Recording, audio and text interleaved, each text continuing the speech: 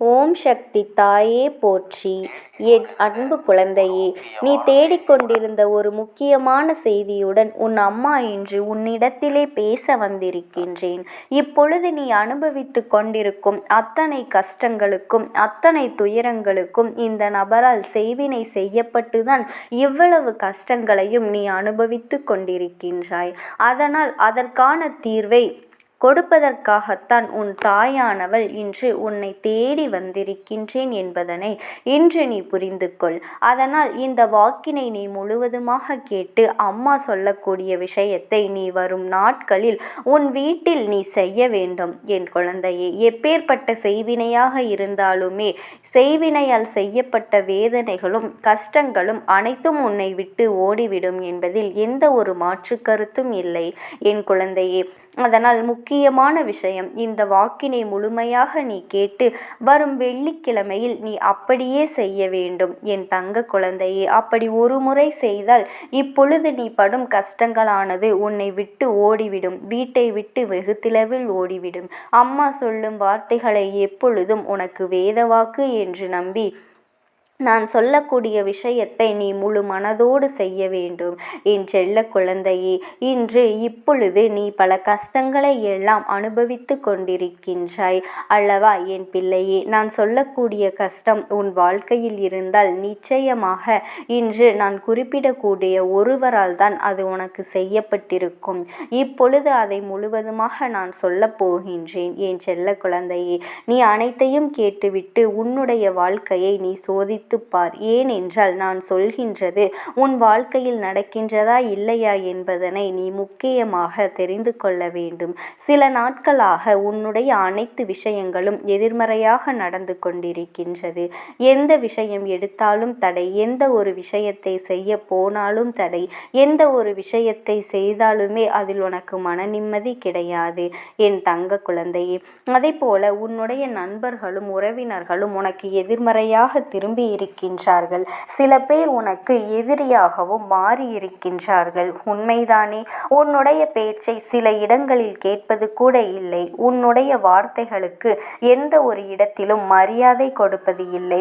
ஆரம்ப காலகட்டத்தில் சில மனிதர்கள் உன் வாழ்க்கையில் நான் உனக்கு அடிமையாக இருப்பேன், உன்னுடைய துக்கத்திலும் சரி உன்னுடைய சந்தோஷத்திலும் கஷ்டத்திலும் நான் உன்னோடு துணையாக இருப்பேன், ஒவ்வொரு நாளும் உன்னை நான் சந்தோஷமாக வாழ வைப்பேன் என்று சொன்ன நபர் இன்று உன்னிடத்திலே நீ இருந்தால் என்ன, இல்லாவிட்டால் எனக்கென்ன என்று இருக்கின்றார்கள்.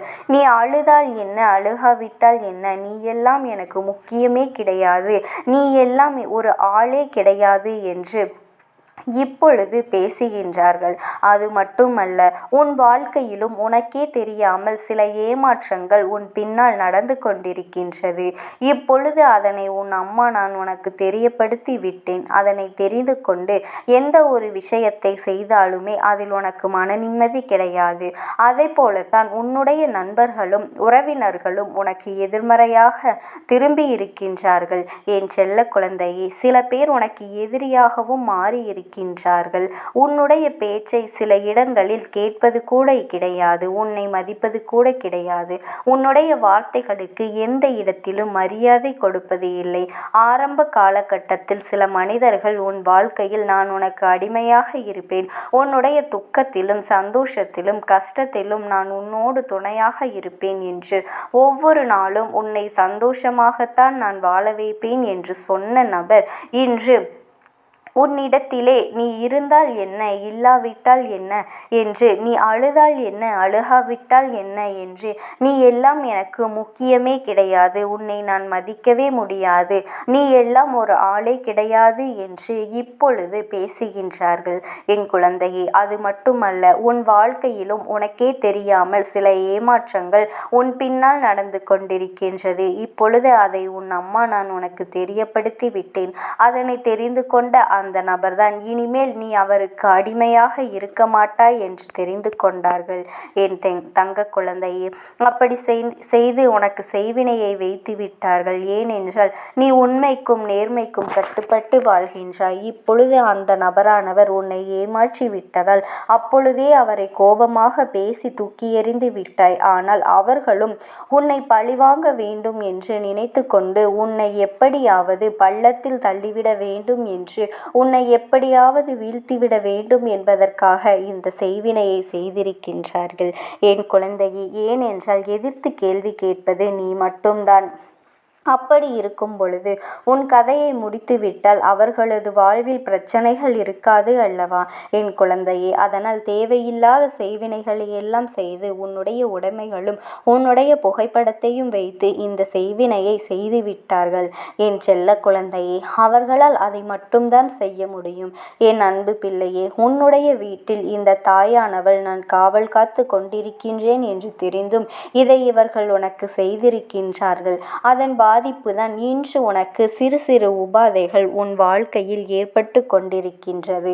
திடீரென்று உடல்நிலை சரியில்லாமல் போகும். திடீரென்று செல்லமாக வளர்த்த உன்னுடைய வீட்டு பிராணிகளுக்கு உடல்நிலை சரியில்லாமல் போகும் என் குழந்தையே. ஏன் இப்படி ஆகின்றது என்று தெரியாமல் என் அன்பு குழந்தை, ஏன் இப்படி நடக்கின்றது என்று தெரியாமல் ஒன்றும் புரியாமல் நீ குழம்பிக் கொண்டிருக்கின்றாய் என் தங்க குழந்தையே.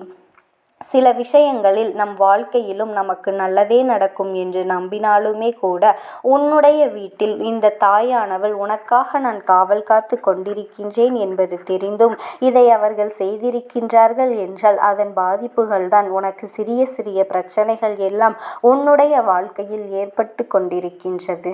திடீரென்று உனக்கு உடல்நிலை சரியில்லாமல் போகும். திடீரென்று நீ செல்லமாக வளர்த்த உன் வீட்டு பிராணிகளுக்கு உடல்நிலை சரியில்லாமல் போகும் என் குழந்தையே. ஏன் இப்படி ஆகின்றது என்று தெரியாமல், ஏன் இப்படி நடக்கின்றது என்று புரியாமலும் என் அன்பு குழந்தை நீ குழம்பிக் கொண்டிருக்கின்றாய், குழம்பி போய் நிற்கின்றாய் என் செல்ல குழந்தையே. சில விஷயங்களில் நம் வாழ்க்கை நமக்கு நல்லதே நடக்கும் என்று நம்பினாலும் ஒரு சில சூழ்நிலைகள் நமக்கு எதிராகத்தான் திரும்பிக் கொண்டிருக்கின்றது. நம்முடைய செல்ல பிராணிகள் தன்னுடைய முதலாளிக்கு தன்னை சார்ந்தவர்களுக்கும் எதுவுமே ஆகிவிடக்கூடாது என்று தண்டனையை ஏற்றுக்கொள்கின்றது. அதையெல்லாம் நிச்சயமாக அவர்கள் செய்த பாவங்களால் தான் அந்த பிராணிகள் இப்பொழுது கஷ்டப்பட்டு கொண்டிருக்கின்றது என் தங்க குழந்தையே. அதனால் இதையெல்லாம் நினைத்து நீ கலங்காது. இதற்கெல்லாம் காரணம் என்ன தெரியுமா? நீ சொல்லும் ஒரு விஷயத்தை, நான் சொல்லும் ஒரு விஷயத்தை நீ ஒரு முறை உன் வீட்டில் செய்தால் போதும். எப்பேற்பட்ட செய்வினையாக இருந்தாலும் அந்த வினை யார் செய்தார்கள், யார் செய்து இருந்தாலும் இந்த தாயானவள் அதை நான் பார்த்து கொள்கின்றேன். அதனால் ஒரே ஒரு நிபந்தனை, நான் சொல்லக்கூடிய விஷயத்தை நீ முழுமையாக தெரிந்து கொள்ள வேண்டும் என் செல்ல குழந்தையே. ஏனென்றால் சில தெரிந்தவர்களோ தெரியாத நபர்களோ யாரையும் உன்னுடைய வீட்டிலோ உள்ளே நிலைய விடக்கூடாது. நான் உனக்கு பணம், செல்வம், புகழ் அனைத்தையுமே நான் மாற்றி கொடுப்பேன். உன்னுடைய கடும் பிரச்சனையை தீர்ப்பேன். இந்த தாயகத்தை கட்டிக்கொள், இந்த கயிற்றை கட்டிக்கொள் என்று எவராவது உனக்கு கொடுத்தார்கள் என்றால், எவராவது உனக்கு சொன்னாலும் இல்லை நாளை நல்ல பூஜை போடுகின்றேன், மிகப்பெரிய இந்த பூஜையை போட்டால் மிகப்பெரிய வெற்றியை நீ பெறுவாய் என்று உன்னிடத்தில் எவராவது ஏமாற்றினாலோ, தேவையில்லாத வேலைகளை யாராவது பார்த்தாலோ அதில் உனக்கு பாதிப்பு ஏற்படும் என் அன்பு குழந்தையே. இது உன்னுடைய அம்மாவினுடைய எச்சரிக்கை. இந்த உலகத்தில் பேராசைப்படக்கூடாது. பல பிரச்சனைகளுக்கு காரணம் இந்த பேராசை என்பதனை நீ மறந்துவிடக்கூடாது. இது உனக்கு உருவாகக்கூடாது என் தங்க குழந்தையே. அதற்காகத்தான் எச்சரிக்கையாக இப்பொழுதே உன் தாயானவள் உன்னிடத்தில் இதை நான் சொல்லிவிடுகின்றேன். நான் உடனே பணக்காரனாக மாறிவிட வேண்டும், உடனே என் வாழ்க்கையில் கடன் பிரச்சனைகள் எல்லாம் தீர்ந்துவிட வேண்டும், தோட்டங்கள் வாங்க வேண்டும், பங்களா வாங்க வேண்டும் என்று என் குழந்தை நீ இதற்காக ஒரு சிறு பூஜை பரிகாரம் நடத்தினால் போதும் என்று யாராவது சொன்னார்கள் என்றால் அப்பட்டமாக உன்னை அவர்கள் ஏமாற்றுகின்றார்கள் என்பதனை நீ புரிந்து கொள்ள வேண்டும். அவர்கள் சொல்வதையெல்லாம் கேட்டால் மிகப்பெரிய பள்ளத்தில் உன்னை தள்ளிவிடப் போகின்றார்கள் என்பதுதான் உண்மை என் தங்க குழந்தையே. அந்த இடத்தில் நீ பேராசைப்பட்டு கொஞ்சம் கூட சிந்திக்காமல் இதையெல்லாம் செய்தால் உன்னுடைய உடைமைகளை எல்லாம் இழந்து நீ விடுவாய் என் தங்க குழந்தையே. உன்னுடைய பணத்தை நீ இழந்து விடுவாய். அல்லது உன்னுடைய உறவுகளை நீ இழப்பாய். நிச்சயமாக இது நடக்கும். என் தங்க குழந்தையே, உனக்கு எல்லாவற்றையும் இந்த தாயானவள் நான் கொடுக்கின்றேன். நீ எதை நினைத்தும் கவலைப்பட்டு கொண்டிருக்காதே. ஓம் சக்தி. ஓம் ஆதிபரா சக்தி. என் அன்பு குழந்தையே, உனக்கான நல்ல விஷயங்களை செய்து கொடுப்பதற்காகவே உன் தாயானவள் இன்று உன்னை தேடி வந்திருக்கின்றேன். இன்று இந்த அம்மா ஒரு பெருமகிழ்ச்சியான செய்தியோடு வந்திருக்கின்றேன். என் பிள்ளையே, உன்னை 2 தெய்வங்கள் சுற்றி சுற்றி வந்து கொண்டிருக்கின்றது. இவர்களை நீ கவனமாக வணங்கி கொண்டிருக்கின்றாயா, அல்லது நீ வேறு யாரையாவது வணங்கி கொண்டிருக்கின்றாயா என்று உனக்கான ஒரு சிந்தனையை கொடுப்பதற்காக இந்த அம்மா நான் வந்திருக்கின்றேன். அதாவது நம்மை சுற்றி வந்து நமக்கு நல்லது செய்கின்ற தெய்வங்களை நீ வணங்குகின்றாய் என்றால் உன்னுடைய வேண்டுதல்கள் எல்லாம் நிச்சயமாக நிறைவேறிவிடும். இல்லாது போனால் நீ வணங்குவது ஒருவரையும் உனக்கு நல்லது செய்ய உன்னை தேடி வருவது இன்னொருவராகவும் இருக்கும் பட்சத்தில் உன்னுடைய வேண்டுதல்கள் எல்லாம் தாமதமாவது சாத்தியம்தானே. அதனால் என் குழந்தையே, இன்று உன் அம்மா என்னிடத்தில் இருந்து இந்த செய்தி என்னவென்று நீ தெரிந்து கொண்டு உனக்கு வாழ்க்கையில் நல்லது நினைப்பது யார், உன்னை சுற்றி சுற்றி வந்து கொண்டிருக்கின்ற இந்த 2 தெய்வங்கள் யார் என்பதனை நீ தெரிந்து கொள்ள வேண்டும். என் பிள்ளைக்கு வாழ்க்கையில் பல கஷ்டங்கள் வந்த பொழுதெல்லாம் நீ வணங்கிய தெய்வம்தான் உன்னை காப்பாற்றியது என்று நினைத்து கொண்டு இருக்கின்றாய். ஆனால் உண்மை அது கிடையாது. இந்த 2 தெய்வங்களும் உன்னை சுற்றி வருகின்றவர்கள்தான் இதை செய்கின்றார்கள் என்பதனை நீ முதலில் புரிந்து கொள்ள வேண்டும். உண்மையில் இவர்களை நீ வணங்குவதும் அவர்களின் பெயரை சொல்லும் பொழுது உன் மனதிற்கு தோன்றிவிட்டது என்றால் நிச்சயமாக உன் வாழ்க்கையில் ஒரு மிகப்பெரிய நல்ல விஷயம் நடக்கும். இல்லை, நான் சொல்வதும் நீ சொல்வதும் வேறுபாடாக இருக்குமானால் என் குழந்தை, இனியாவது அதை திருத்தி கொண்டு உன்னை சுற்றி வருகின்ற இந்த தெய்வங்களையும் நீ வணங்க மறந்து விடாதே. ஒரு பொழுதும் இவர்களை நீ விட்டுவிடக்கூடாது. தெய்வம் நம்மை தேடி வருகின்றது என்பது சாதாரணமான காரியமா? தெய்வம் உன்னை தேடி வந்து உனக்கான நல்ல விஷயங்களை கொடுக்கின்றது என்றால் நிச்சயமாக அதனை நீ சரியாக பெற்றுக்கொள்ள வேண்டும். சரியான வாழ்க்கை உனக்கு கிடைத்திருப்பதை எக்காரணம் கொண்டும் நீ விட்டுவிடக்கூடாது. இந்த நேரத்தில் இந்த விஷயம் உன் வாழ்க்கையில் நடக்க வேண்டும் என்பது விதி. அது இந்த அம்மா என் மூலமாக நீ தெரிந்து கொள்ள வேண்டும் என்பதும் விதியாகும். அதை ஒரு பொழுதும் நீ இல்லை என்றோ வேண்டாம் என்றோ சொல்லிவிட முடியாது அல்லவா? நமக்கான நல்ல விஷயங்கள் எல்லாம் நடக்கப் போகின்ற இந்த தருணத்தில் என் குழந்தை, நீ விட்டுவிடாதே. அம்மா சொல்கின்ற வார்த்தைகளில் இருக்கின்ற உண்மைகள் எல்லாம் என்னவென்று நீ நிச்சயமாக இன்று புரிந்து கொள்ள வேண்டும். யாருமே நமக்கு நல்லது நினைக்கவில்லை, யாருமே நமக்கு எந்த நன்மைகளையும் செய்யவில்லை என்று சொல்லி வருத்தப்பட்டு கொண்டிருக்காதே. என் பிள்ளை, உன்னை தேடி 2 தெய்வங்கள் உன்னை சுற்றி சுற்றி வந்து கொண்டிருக்கின்றது என்றால் இதைவிட மிகப்பெரிய சந்தோஷம் இந்த வாழ்க்கையில் உனக்கு என்னவாக இருக்கப் போகின்றது? இதுவே உனக்கான நிறைவையும் இதுவே உனக்கான உச்சபட்ச மகிழ்ச்சியையும் கொடுக்கக்கூடிய நிகழ்வாக உன் வாழ்க்கையில் இருக்கும். இந்த 2 தெய்வங்களையும் நான் உனக்கு அடையாளம் காட்டித் தருகின்றேன். என் பிள்ளை, நேற்று அம்மா உன்னிடத்தில் ஒரு விஷயத்தை பற்றி பேசினேன். அது உனக்கு ஞாபகம் இருக்கின்றதா? வணங்கக்கூடாத தெய்வங்களை எல்லாம் வணங்கிவிட்டாய் என்று வணங்கக்கூடிய இவர்களை விட்டு விடுகின்றாய். ஒரு பிரச்சனை, ஒரு கஷ்டம் தொடர்ந்து வருகின்றது என்றவுடன் அங்கு ஓடவும் இங்கு ஓடவும், அவர்களை தேடவோ அவர்களிடம் பரிகாரம் செய்யவா, இங்கு கொண்டு பணத்தை கொட்டவா என்று நீ சுற்றி சுற்றி வந்து கொண்டிருக்கின்றாய். ஆனால் நீ செய்த தவறு இதுதான் என்று உனக்கு ஏற்கனவே உன் அம்மா நான் சொல்லிவிட்டேன் அல்லவா? இன்று நான் சொல்லக்கூடிய இந்த 2 தெய்வங்களும் இந்த வாழ்க்கையில் இந்த வாழ்க்கையில் எப்பொழுதும் நீ வணங்கி நிற்க வேண்டிய தெய்வங்கள். இவர்கள் அத்தனை சுலபமாகவெல்லாம் உன் முன்னால் தோன்றிவிட மாட்டார்கள். ஆனால் உனக்கான நன்மைகள் அத்தனையும் இவர்களிடத்தில் இருந்துதான் கிடைத்து கொண்டு இருக்கின்றது. இந்த வாழ்க்கையில் நீ பெற நினைக்கின்ற எல்லா உண்மைகளையும் இவர்களிடத்தில் இருந்துதான் நீ பெற்றுக்கொண்டு இருக்கின்றாய் என்பதனை நீ மறந்து விடாதே.